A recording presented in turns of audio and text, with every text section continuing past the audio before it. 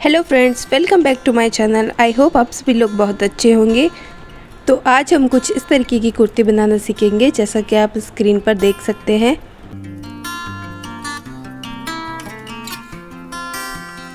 तो इसको बनाने के लिए मैंने एक साड़ी ली है।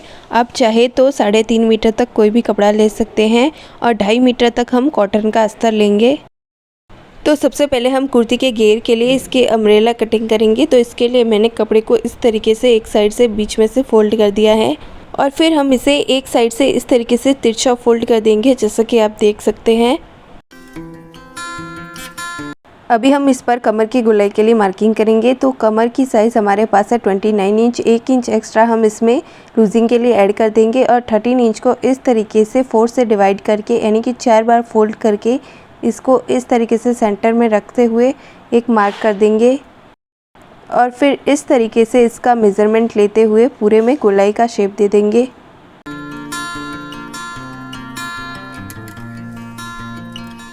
और इसके एक साइड में हम करीबन 1/2 इंच तक एक्स्ट्रा स्टिचिंग के लिए छोड़ देंगे। अब हम इसके लेंथ का मेज़रमेंट करेंगे। तो टोटल लेंथ हमारे पास है 44 इंच। इसमें से हम 13 इंच चोली के लिए माइनस कर देंगे और 31 में 2 इंच एक्स्ट्रा हम स्टिचिंग के लिए ऐड कर देंगे और 33 पर मार्क कर देंगे इस तरीके से। और फिर इसकी टोटल लेंथ का मेज़रमेंट करेंगे। तो टोटल लेंथ हमारे पास करीबन 44.5 इंच है। तो अब हम इस मेज़रमेंट से इस तरीके से मार्किंग करेंगे और इस तरीके से पूरे में मार्किंग करते हुए गोलाई का शेप दे देंगे, जैसा कि आप देख सकते हैं।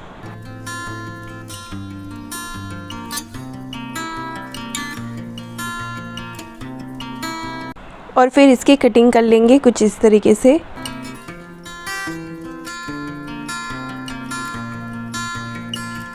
और इस तरीके से हमने बॉटम पार्ट की कटिंग कंप्लीट कर दी है। अभी हम अपर पार्ट के लिए मार्किंग करेंगे। तो इसके लिए हमने लाइनिंग क्लॉथ के 2 पीस ले लिए हैं इस तरीके से और फिर इसको बीच में से इस तरीके से फोल्ड कर देंगे। तो सबसे पहले हम अपर पार्ट की लेंथ का मेज़रमेंट करेंगे। तो टोटल लेंथ हमें चाहिए 13 इंच। 1 इंच एक्स्ट्रा हम इसमें स्टिचिंग के लिए ऐड कर देंगे और 14 इंच पर मार्क कर देंगे इस तरीके से। अभी हम इसके शोल्डर के लिए मार्किंग करेंगे। तो शोल्डर की टोटल साइज़ हमारे पास है 14 इंच। 14 का हाफ यानी कि 7 इंच पर मार्क कर देंगे।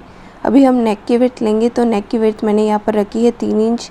अभी हम बैक नेक की लेंथ लेंगे। तो करीबन 1.5 इंच तक हम बैक नेक की लेंथ रख लेंगे और 7 इंच तक हमने फ्रंट नेक की लेंथ रखी है। और फिर हम बैक में कुछ इस तरीके का यू शेप दे देंगे और फ्रंट में वी शेप दे देंगे इस तरीके से। आप अपने अकॉर्डिंग कोई भी अलग शेप दे सकते हैं। अब हम इसके आर्म होल की लेंथ लेंगे। तो इसके लेंथ मैंने करीबन 6 इंच तक रखी है और फिर इस तरीके से एक बॉक्स बना लेंगे। बैक पार्ट के लिए हम यहाँ से 1 इंच ऊपर की साइड डॉट लगाएंगे और फिर इस तरीके से आर्म होल ड्रॉ कर देंगे। अभी हम फ्रंट साइड के लिए यहाँ से करीबन 1/2 इंच अंदर की साइड में एक डॉट लगाकर इस तरीके से आर्म होल ड्रॉ करेंगे, जैसा कि आप देख सकते हैं। अभी हम चेस्ट के लिए मार्किंग करेंगे। तो चेस्ट की टोटल साइज़ है हमारे पास 35 इंच। 35 को हम 4 से डिवाइड कर देंगे तो 8.75 इंच आएगा, यानी कि 9.25 पर मार्क कर देंगे और 2 इंच का मार्जिन रख लेंगे।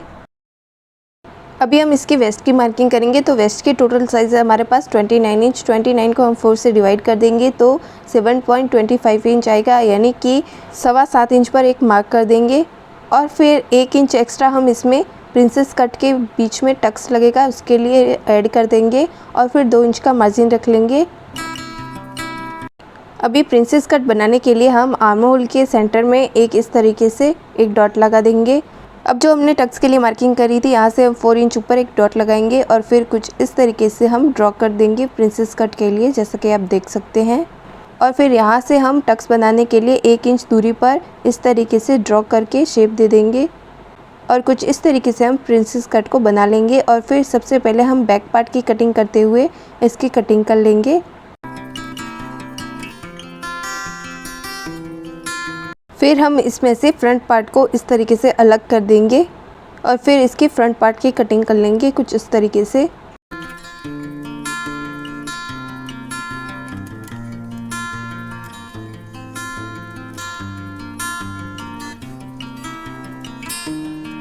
अभी हम स्लीव बनाने के लिए मेन फैब्रिक के 2 पीसेस ले लेंगे और फिर इसे एक साइड से इस तरीके से फोल्ड कर देंगे बीच में से।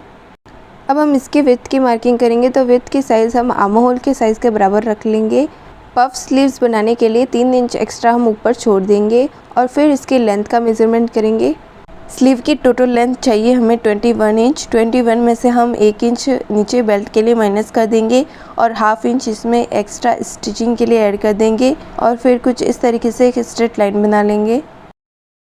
3 इंच जो हमने एक्स्ट्रा छोड़ा था उसको मिलाते हुए हम स्लीव की डीप करीबन 6 इंच तक रखेंगे और फिर इस तरीके से हाफ सर्कल बनाते हुए हम स्लीव बना लेंगे और फ्रंट के लिए हम 1 इंच का डीप देते हुए इस तरीके से हाफ सर्कल बनाते हुए स्लीव ड्रॉ कर देंगे। और इस तरीके से सबसे पहले हम बैक की कटिंग करते हुए कटिंग कर लेंगे और सेंटर पार्ट में एक छोटा सा कट लगा देंगे। बॉटम एरिया हमारे पास 8 इंच यानी कि 4 इंच लेंगे और 1 इंच एक्स्ट्रा हम इसमें मार्जिन के लिए ऐड कर देंगे और फिर इस तरीके से कटिंग करने के बाद हम फ्रंट पार्ट की कटिंग करेंगे तो ऊपर वाले 2 पार्ट को इस तरीके से अलग करते हुए इसकी भी कटिंग कर लेंगे। अभी मैंने अपर पार्ट के बैक पार्ट पर इस तरीके से मेन फैब्रिक को अटैच कर लिया है जैसा कि आप देख सकते हैं और कुछ इसी तरीके से हम फ्रंट पार्ट में भी मेन फैब्रिक को अटैच कर लेंगे। मैंने मेन फैब्रिक को लाइनिंग पर फैब्रिक गम से अटैच करा है, आप चाहिए तो चारों तरफ सिलाई लगाकर भी इसे अटैच कर सकते हैं। अब हम फ्रंट पार्ट की कटिंग लेंगे और इसको इसके ऊपर इस तरीके से रखते हुए दोनों साइड को जॉइंट कर देंगे।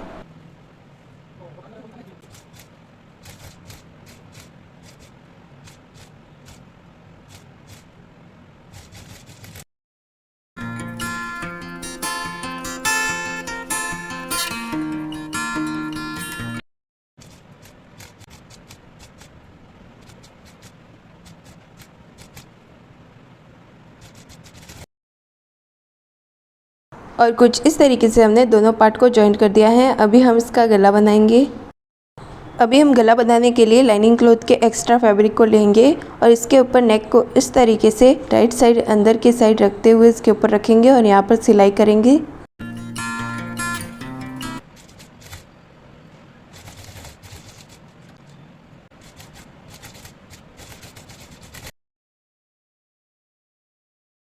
अभी हम बीच में बचे एक्स्ट्रा फैब्रिक की कटिंग कर लेंगे और सेंटर में इस तरीके से एक छोटा सा कट लगाएंगे। अभी हम इसको उल्टा करके इस तरीके से 1-1.5 इंच चौड़ी स्ट्रिप बनाते हुए इसकी कटिंग कर लेंगे। फिर इसके किनारे को इस तरीके से मोड़ते हुए एक रफ स्टिच लगा दें।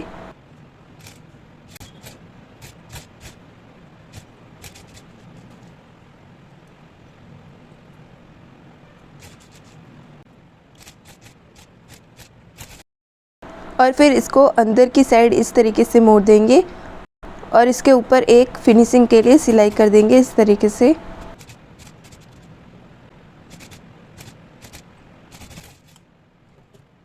और कुछ इस तरीके से हमने गला बना दिया है। इसके पीछे वाले साइड यहाँ पर तुरपाई लगा दें या फिर एक सिलाई भी कर सकते हैं। और कुछ इसी तरीके से हम बैक पार्ट में भी नेक बना लेंगे और इस तरीके से पूरे में कट देते हुए यहाँ पर सिलाई करके इसे अंदर की साइड मोड़ते हुए यहाँ पर सिलाई करके नेक बना लेंगे। तो अब हम यहाँ पर टक्स लगाएंगे तो इसके लिए इसको बीच में से इस तरीके से फोल्ड कर देंगे और यहाँ से करीबन 4 इंच दूरी पर एक छोटा सा कट लगाएंगे और यहाँ पर टक्स बनाने के लिए इसको एक साइड से इस तरीके से फोल्ड कर देंगे और इसकी लेंथ हम करीबन 5 इंच तक रखेंगे और इसकी विड्थ हम हाफ इंच तक रखते हुए इस तरीके से एक तिरछी लाइन ड्रॉ कर देंगे और फिर इसके ऊपर स्टिचिंग लगा देंगे। और सेम इसी तरीके से हम दूसरी साइड भी टक्स लगा देंगे जैसा कि आप देख सकते हैं।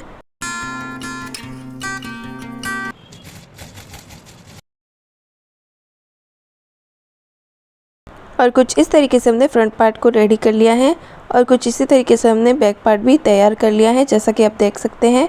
अब हम बैक पार्ट पर फ्रंट पार्ट को इस तरीके से सीधी साइड अंदर की साइड रखते हुए इसे रखेंगे और फिर शोल्डर को जॉइंट कर देंगे। तो कुछ इस तरीके से दोनों साइड सिलाई लगाकर हमने इसे जॉइंट कर दिया है जैसा कि आप देख सकते हैं। तो अब हम स्लीव को रेडी करेंगे। तो सबसे पहले हम ऊपर वाली साइड में कुछ इस तरीके से छोटे छोटे गैदर्स लगाते हुए सिलाई कर देंगे।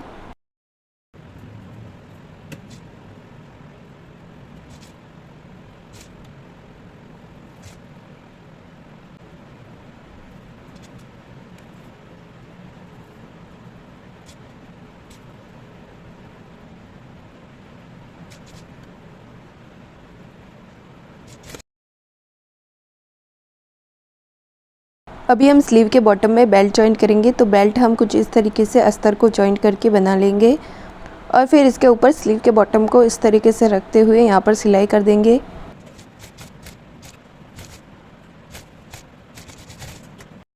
फिर हम इसे सीधा करके इसके ऊपर एक टॉप स्टिच लगाएंगे।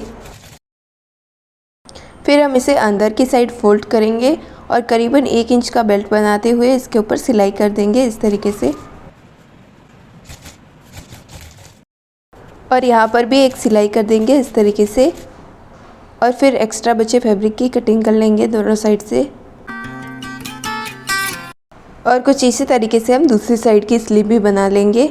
अभी हम इन दोनों स्लीव को जॉइन कर लेंगे। तो सबसे पहले हम आर्म होल को ओपन करेंगे और स्लीव को लेंगे और फिर फ्रंट पार्ट की कटिंग को फ्रंट पार्ट पर और बैक पार्ट की कटिंग को बैक पार्ट पर रखते हुए कुछ इस तरीके से जॉइंट कर देंगे, जैसा कि आप देख सकते हैं।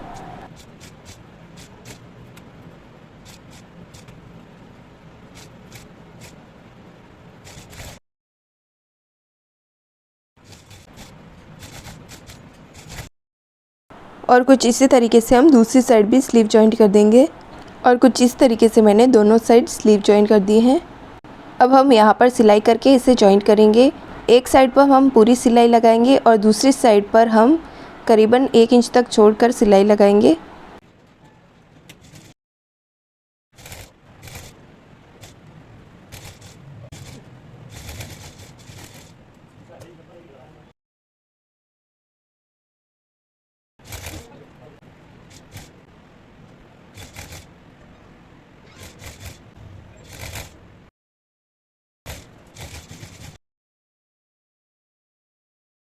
और कुछ इस तरीके से मैंने इसे जॉइंट करके फिटिंग सिलाई भी कर दी है, जैसा कि आप देख सकते हैं। आप अपने अकॉर्डिंग फिटिंग सिलाई लगा ले और फिर हम इसका घेर बनाएंगे। अब हम घेर के अंदर के अस्तर की कटिंग करेंगे, तो हम इसकी कलियां बनाएंगे। तो हम टोटल इसकी 6 कलियां बनाएंगे। तो इसको इस तरीके से 3 पार्ट में अच्छे से डिवाइड कर देंगे, कुछ इस तरीके से। अब हम इस पर कलियों का मेज़रमेंट करेंगे। तो इसके लिए हम कमर में कलियों का भाग देंगे। तो 30 को हम 6 से डिवाइड कर देंगे तो 5 इंच आएगा। तो 5 इंच पर हम मार्क कर देंगे और 1 इंच एक्स्ट्रा हम इसमें स्टिचिंग के लिए ऐड कर देंगे। और इसी तरीके से हम ऑपोजिट साइड में भी मार्क कर देंगे। अब हम इन स्टेप को इस तरीके से मार्किंग पर तिरछा रख देंगे और फिर इस तरीके से एक लाइन ड्रॉ कर देंगे, जैसा कि आप देख सकते हैं। और फिर इसकी कटिंग कर लेंगे। साइड से भी हम इसे ओपन कर लेंगे इस तरीके से। और कुछ इस तरीके से हमारी कलियां बन चुकी हैं। अभी हम सीधी वाली साइड पर इस तरीके से तिरछी वाली साइड को रखकर इसे सिलाई करके जॉइंट कर देंगे। और इसी तरीके से हम एक एक करके सारी कलियां जॉइंट कर देंगे।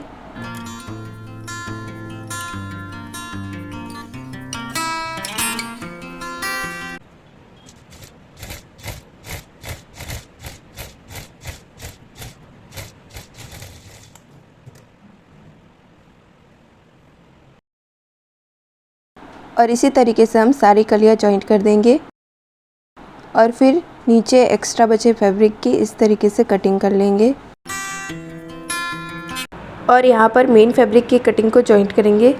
अभी हम इस पर मेन फैब्रिक की अम्ब्रेला कटिंग को इस तरीके से अच्छे से सेट करेंगे और फिर यहाँ पर सिलाई करके इसे जॉइंट कर देंगे। और कुछ इस तरीके से मैंने इस पर सिलाई कर दी है। अब हम रेडी घेर को चोली से अटैच करेंगे। तो कुछ इस तरीके से हम इसके ऊपर घेर को इस तरीके से उल्टा रखेंगे, यानी कि सीधी साइड अंदर की साइड रखते हुए इसे जॉइंट कर देंगे।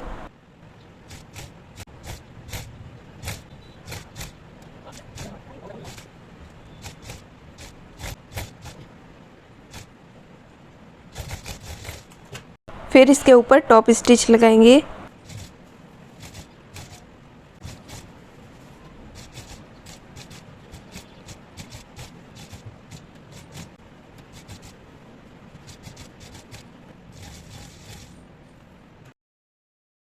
तो कुछ इस तरीके से हमने घेर को चोली पर अटैच कर लिया है।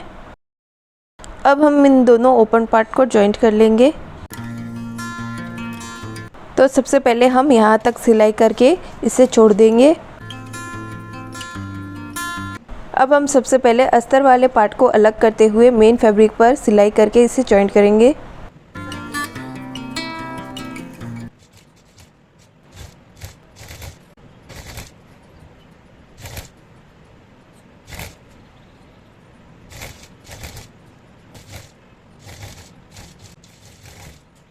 और फिर कुछ इस तरीके से अस्तर वाले पार्ट को मिलाते हुए स्टिचिंग करके इसे भी जॉइंट कर देंगे।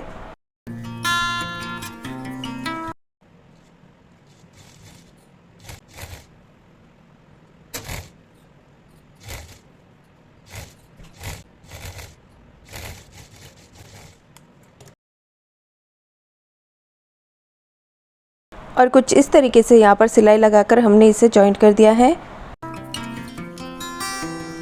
अब हम कुर्ती के बॉटम में इस तरीके से हाफ इंच अंदर की साइड मोड़ते हुए और इस पर सिलाई करके पट्टी फोल्ड कर देंगे।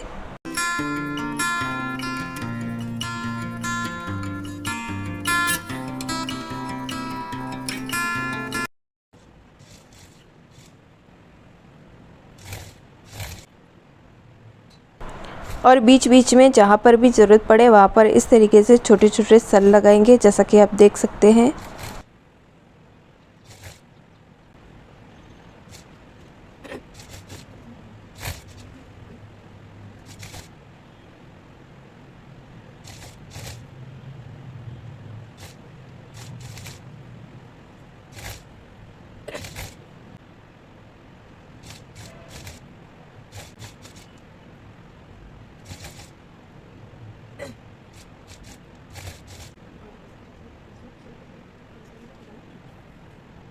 और कुछ इस तरीके से हमने अस्तर के नीचे पट्टी फोल्ड कर दी है और मेन फैब्रिक पर हम इंटरलॉक करेंगे। आप चाहे तो यहाँ पर भी पट्टी फोल्ड कर सकते हैं जिस तरीके से हमने अस्तर पर करी थी।